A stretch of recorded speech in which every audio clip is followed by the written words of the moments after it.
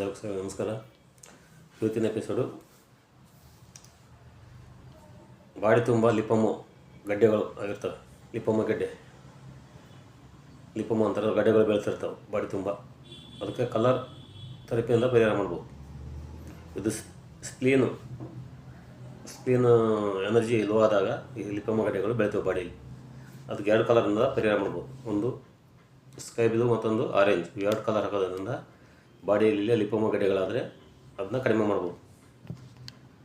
ನಿಮ್ಮ ಎಡಗೈಯ ತೋರು ಬೆರಳ ಬುಡದಲ್ಲಿ ಫಸ್ಟ್ 3 ದಿನ ಸ್ಕೈ ಬ್ಲೂ ಹಾಕ್ಬೇಕು.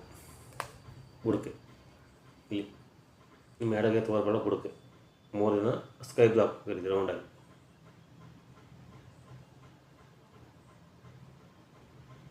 ಈ ರೀತಿ 3 ದಿನ ಸ್ಕೈ ಬ್ಲೂ ಹಾಕ್ಬೇಕು. ಅದೇ ಜೆಂಟಿಗೆ ನೆಕ್ಸ್ಟ್ 3 ದಿನ ಆರೆಂಜ್.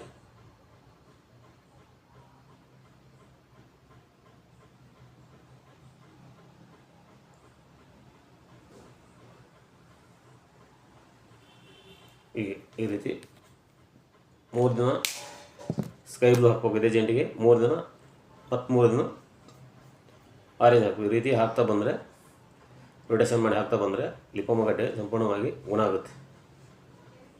ಫಸ್ಟ್ 3 ದಿನ ಸ್ಕೈ ಬ್ಲೂ ಹಾಕ್ಬೇಕು ಇದೇ ಜೆಂಟಿಗೆ.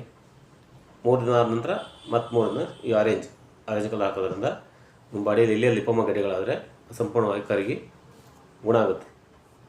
ಈ ವಿಡಿಯೋವನ್ನು ಎಲ್ಲ ಫ್ರೆಂಡ್ಸ್ಗಳಿಗೆ ಹೆಚ್ಚು ಶೇರ್ ಮಾಡಿ, ಲೈಕ್ ಮಾಡಿ, ಸಬ್ಸ್ಕ್ರೈಬ್ ಮಾಡಿ. ಎಲ್ಲರಿಗೂ ಧನ್ಯವಾದಗಳು.